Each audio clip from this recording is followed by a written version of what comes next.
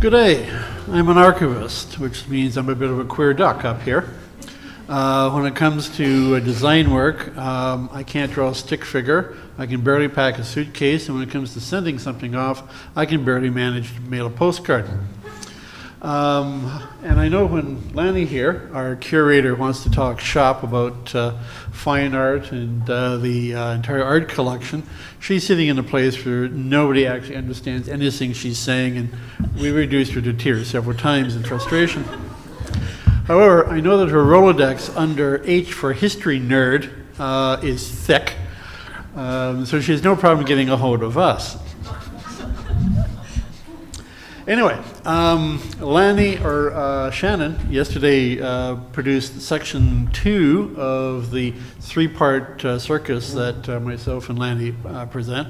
I do the first half, which is basically the history of it, and Lani will be doing the last half, which is the actual traveling of the artifact. When the Deputy Minister told us that we got a request to the Archives of Ontario to have the Treaty 9, the James Bay Treaty, as it's otherwise known, shipped to the annual conference up in Moose Factory. We on the archive side kind of looked at each other and said, do they have any idea what they're actually asking for?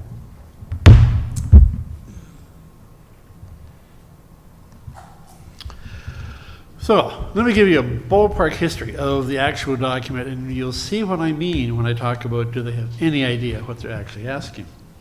The James Bay Treaty was the result of the meeting of 3 groups, each of which had their own worldview, and each of which had their own specific needs.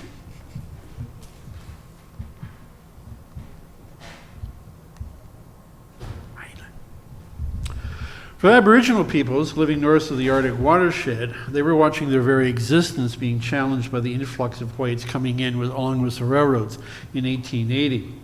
Several of the forces were pressuring the Northern Cree and Ojibwe, but probably the most dramatic one was the building of the railroads across northern Ontario.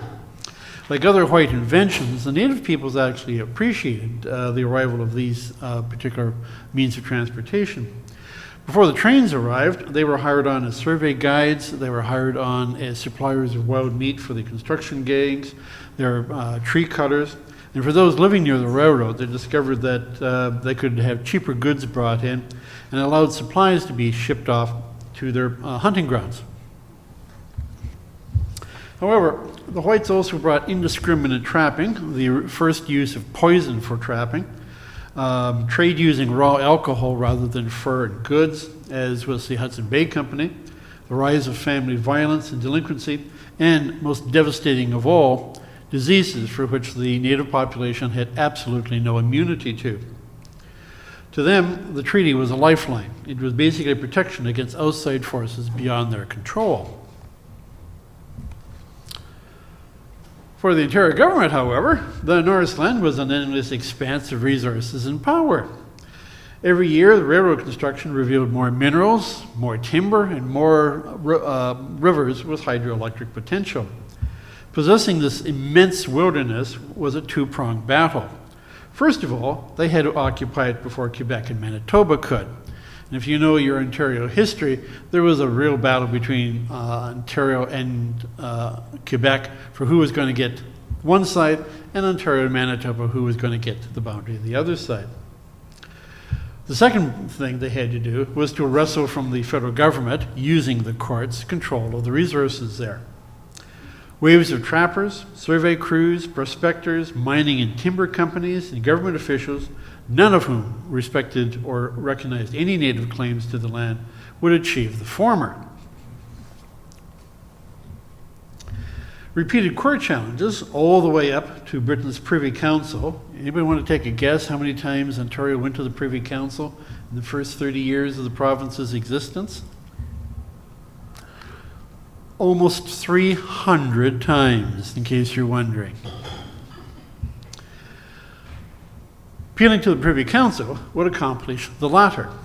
That is, until the judicial lords added 2 caveats that caught the attention of both Queen's Park and Ottawa. For Ontario, it was the fact that the province could only claim the land after the natives had surrendered ownership in the form of a treaty. For Ottawa, the judgment stated that the treaty covering any land claimed by Ontario required the province to be a signatory. This made it truly unique. Of all the number of treaties out there, Treaty Number 9 is the only one where the province also signed. All the rest of them, it was either the natives on one side and the federal government on the other. This created a problem considering that the Arctic watershed still belonged to the natives. For the federal government, the problems of the Norseland and its people were ones it wished would go away, and they were working hard towards that direction. Since 1857, residential schools were being set up to assimilate the natives into a Euro-Canadian society, while the number of treaties were designed to supply tools, livestock, and agriculture supplies to turn natives into farmers and forests into grain fields. By 1920, the federal government figured the native problem would no longer exist because there would be no more natives. For Ottawa, the Arctic Watershed Treaty would extend their control over this Aboriginal population while satisfying Ontario's drive for the land and its resources. On the 8th of May, 1905, it issued a decree, an order in council, which gave the treaty terms and bluntly warned Ontario should agree, quote, before the Indians come into closer contacts with white people, as they are apt to be easily influenced to make extra demands. So as a result, 3 days later, on July 3rd, 1905, the signing party arrived at CPR station Dornowick in northwestern Ontario to start a 2-year trek back and forth across northern Ontario at the various signing sites. And that's the party right there. In case you were wondering, that was the easy part. Accompanying them was almost 2 tons of supplies, which consisted of a view camera with glass plates, 12-foot Union Jack flags, a strong box filled with treaty medals and thousands of dollars in small change, and enough supplies to keep you going for at least a full year.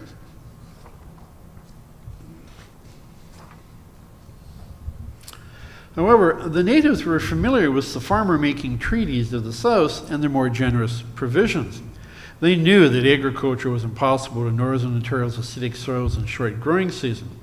However, they repeatedly negotiated for protection against white intrusion and remembered verbal promises protecting their gathering, hunting, and fishing rights, freedom from white exploitation, control of their timber and mining resources, and ownership of their reserves, none of which was formally recognized or ever written down. As with the War of 1812, while there may be polite disagreement amongst all the parties on which side won, everybody knows who lost.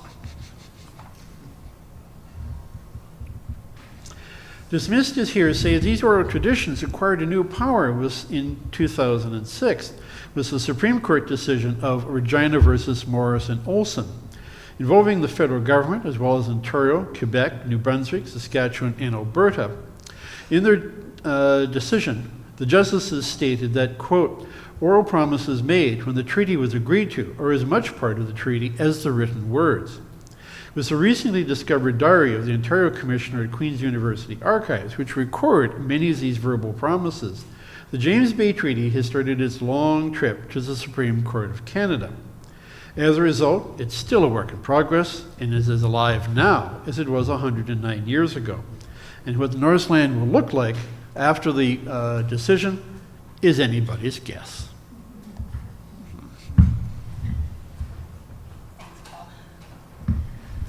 Now you know why we were surprised they actually wanted this being pulled out of the archives. There wasn't a reception on the other end, though. Yes, I will talk about the community response. So as Paul mentioned, I am the curator of the government art collection, and the loan coordination I just do because there's no one else to do it.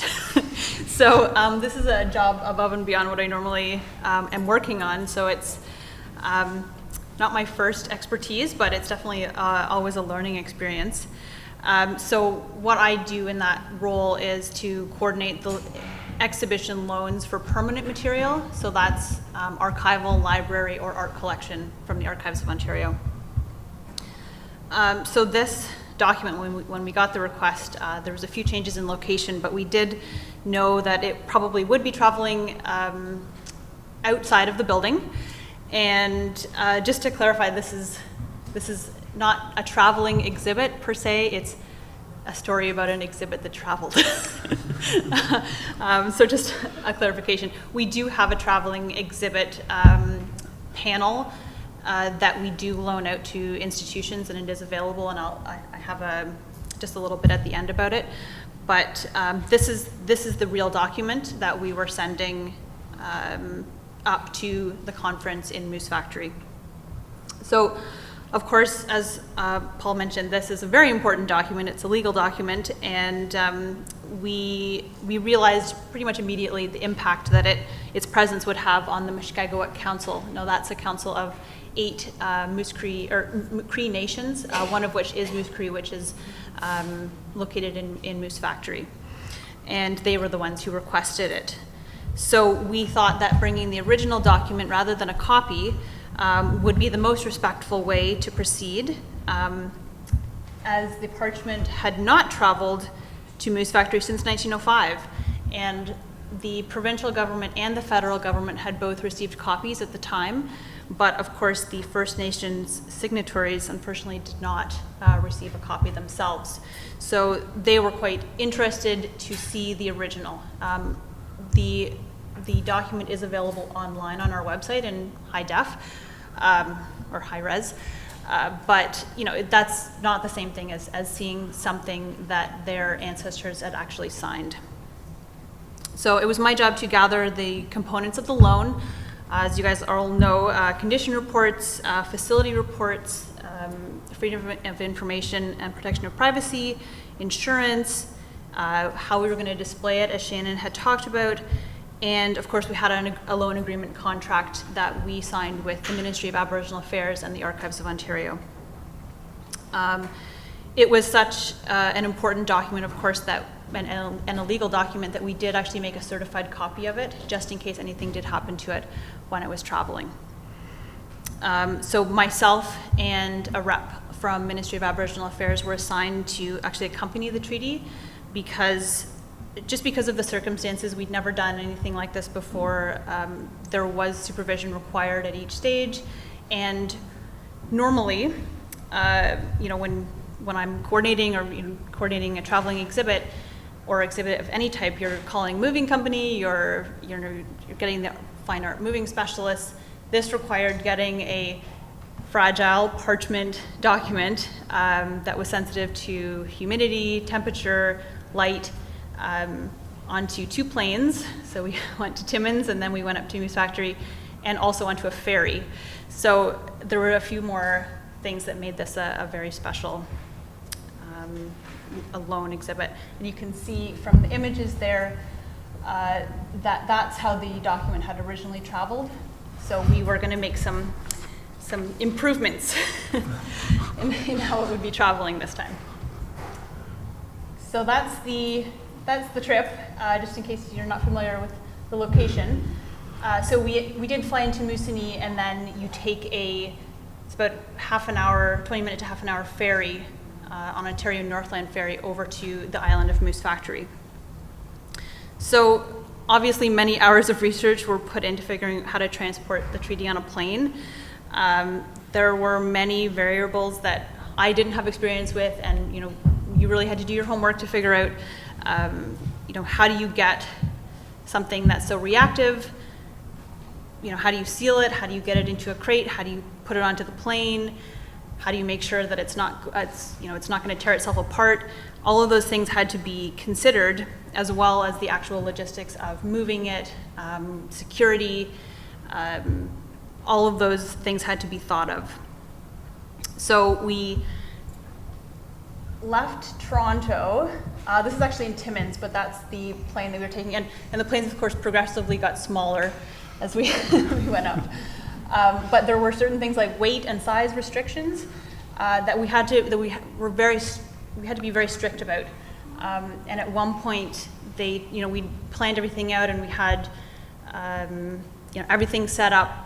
Timing was set, and they told us, oh, well, there's no guarantee that you will go on the same, like myself, that I won't go on the same flight as the treaty, because supplies and medical and food supplies would take priority if they needed to go up. So, even though you do all of this research, there were still variables that you couldn't control.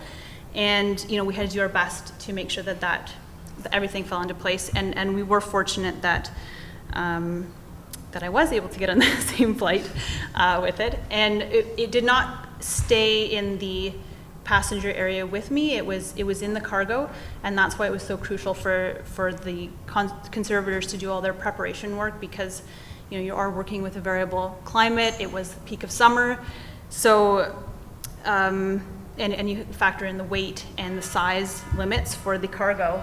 I think there's another photo that shows it. Another thing we had to consider was how long the crates were going to be sitting on the tarmac. When I had first called Pearson and told them, it's actually Air Canada Cargo, and said, told them what we were doing, they said, oh yeah, the cargo sits on the tarmac for hours before the plane is going to depart. Oh, that's not going to work.